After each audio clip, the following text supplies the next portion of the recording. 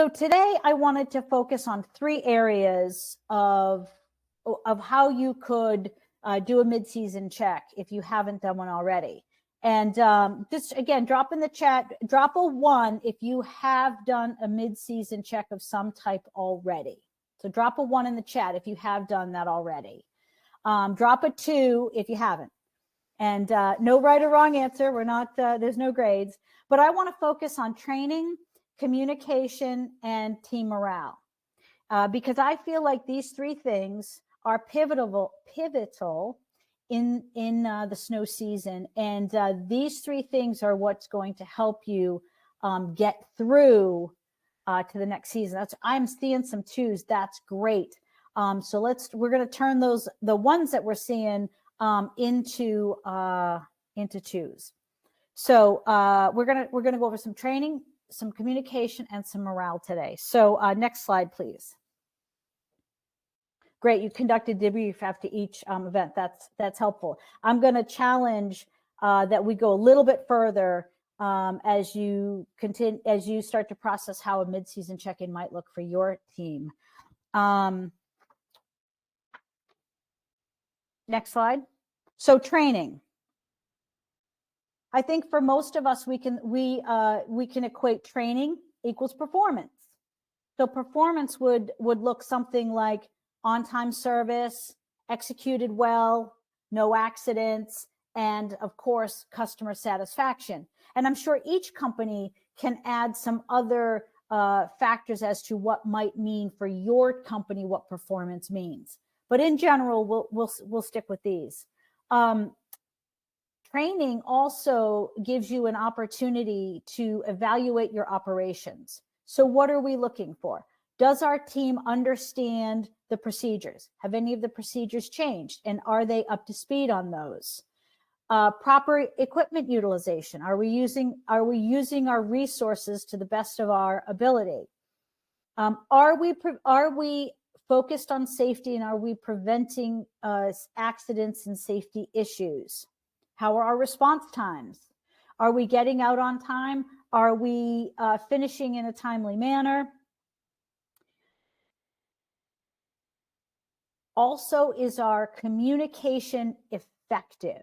And I have a little section on communication because we're going to take that a little bit deeper. But is our communication effective?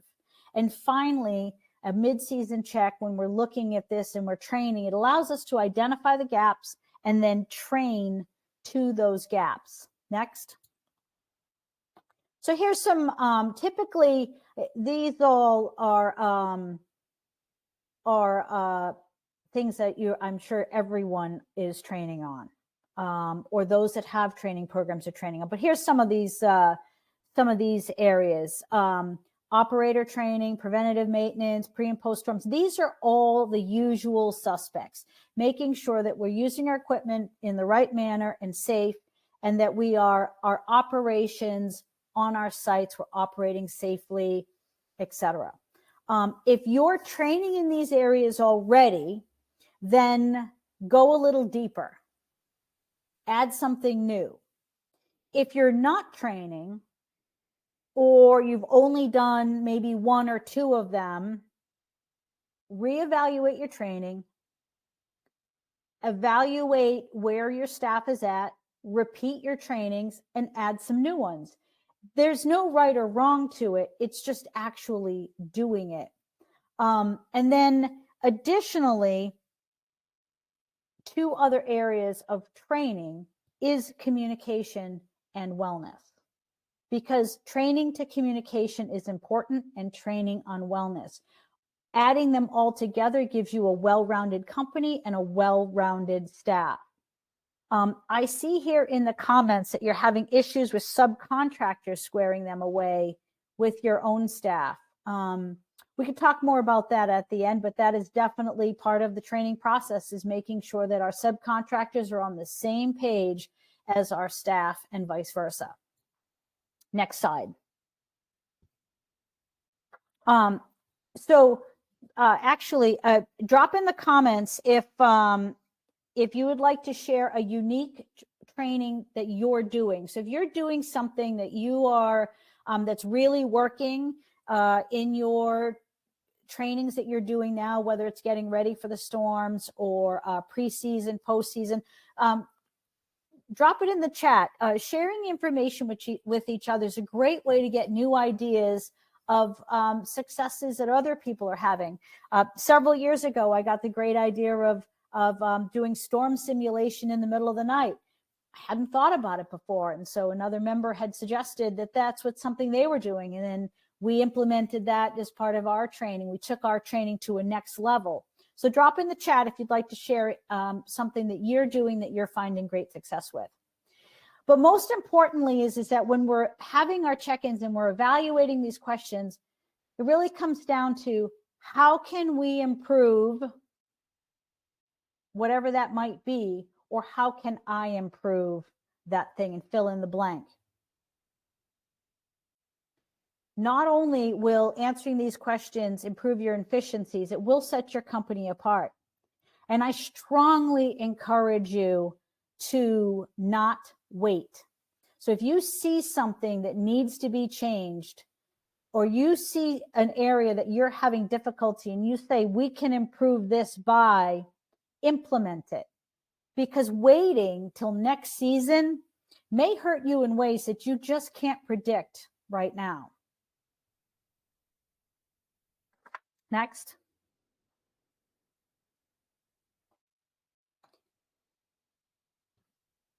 Next. So communication is something we do every day, and we do it with each other. We do it at home. We do it with our friends.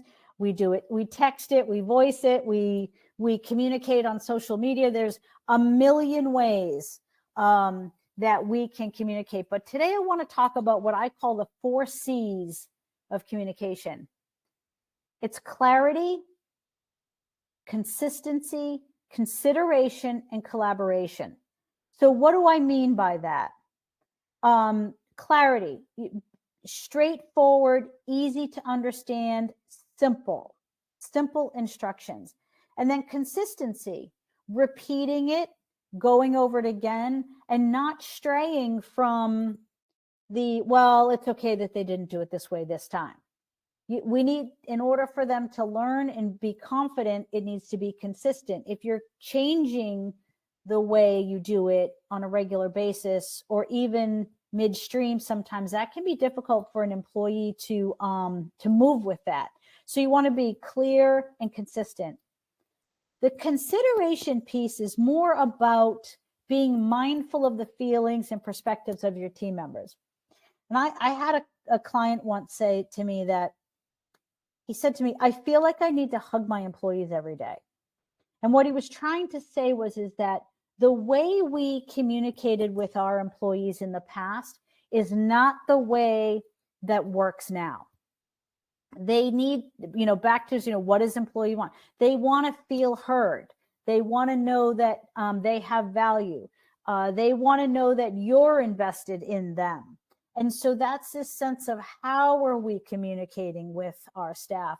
And then finally, is you want to create a community of collaboration, a safe environment for you all to exchange with each other, so that when something is going wrong, how do we correct it? It's safe. We're giving positive feedback. Next slide. I might be simplifying this, but I often think that training our staff is much like training a puppy.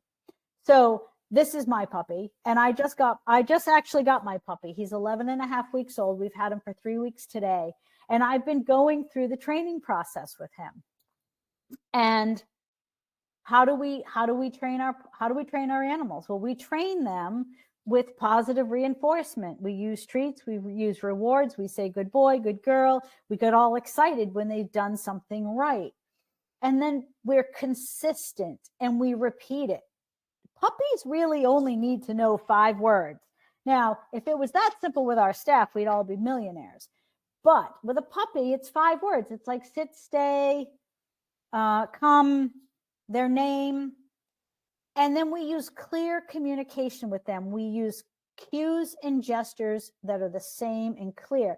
Because much like us as human beings, we don't hear all the words in between. We hear blah, blah, blah, blah, blah, good boy, blah, blah, blah, blah, sit. So when we are communicating with our staff, we want to be clear and consistent. We want to have positive reinforcement so that when we do need to redirect, it's in a positive manner and they feel supported to make those changes. And then next slide, please. And then I encourage you to take that communication to the next level.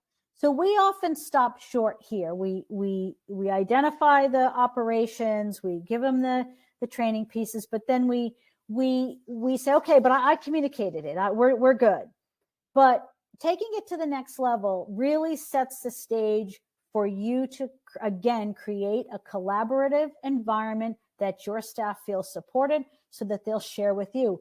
And that can include making sure that the expectations are clear, that they understand the plan, you've discussed all the details, and that you really have two-way communication, that you tell them when they need to be there and what you need from them, but then you give them the opportunity to tell you, I'm available, I'm not available, I have a family commitment, I have, et cetera, et cetera.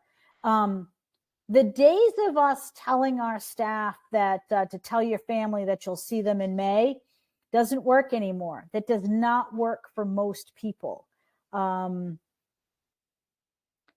We have to create an environment that we can say, hey, it's my kid's birthday, or my wife has her class on Tuesday nights. Instead of reporting it 10, can someone cover and I'll report at 12? Or, these we have to have these conversations so that we don't lead to miscommunication. We don't lead to people calling out, because the pressures from home are often much greater than the pressures from work. As I mentioned in my story earlier, the things we will put ourselves through and do for our families, and that we won't tell you that we're doing it, is where we get ourselves into trouble as employees and also as managers.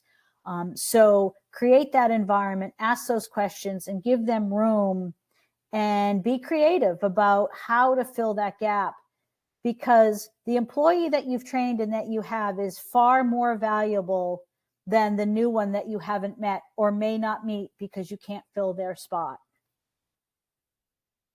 Next.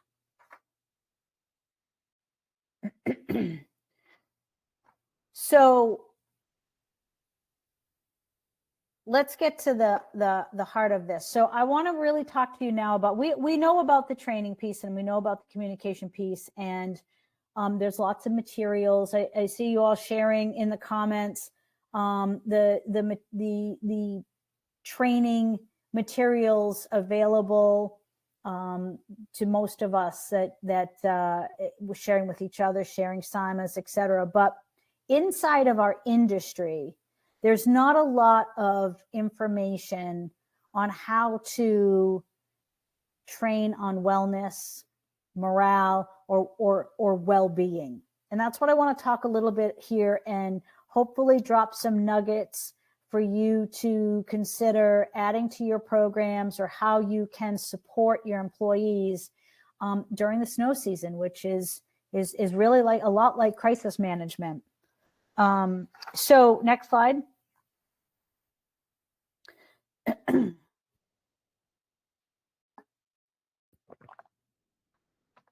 So fostering an environment to share and connect is really about well-being.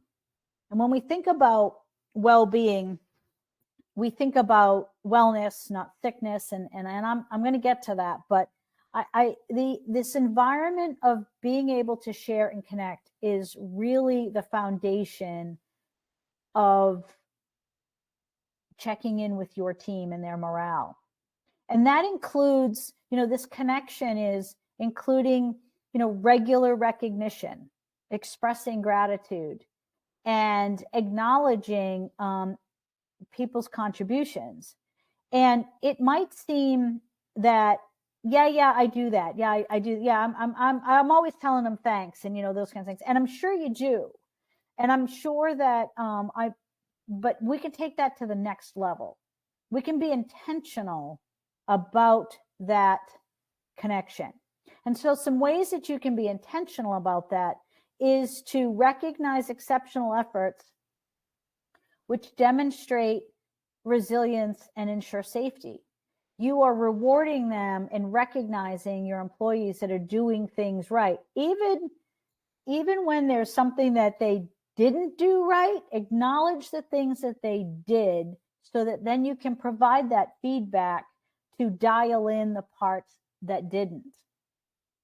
Expressing gratitude, it's really an emphasis on reinforcing their sense of purpose. And showcasing story, spotlighting, letting other people know that what the team is doing, what individual team members are doing or teams are doing, and highlight that and share that throughout the team to encourage people that you see the good work that they are doing. And by doing this creates a place where then we can provide feedback. Next slide. So when we are you create a feedback loop where you're providing them feedback, but they are also providing you feedback. And oftentimes our staff, they see things and know things that we don't see and know and need to know. And so by offering opportunities for them to share with you, you will be enlightened in more ways that sometimes it's an operational piece that they know how to, I know this trick that's going to make this work more efficient and better. But if they don't feel comfortable sharing that with you, they're not going to tell you. They're not going to, they're going to share that with you. And that might be a point that you miss out on as a company.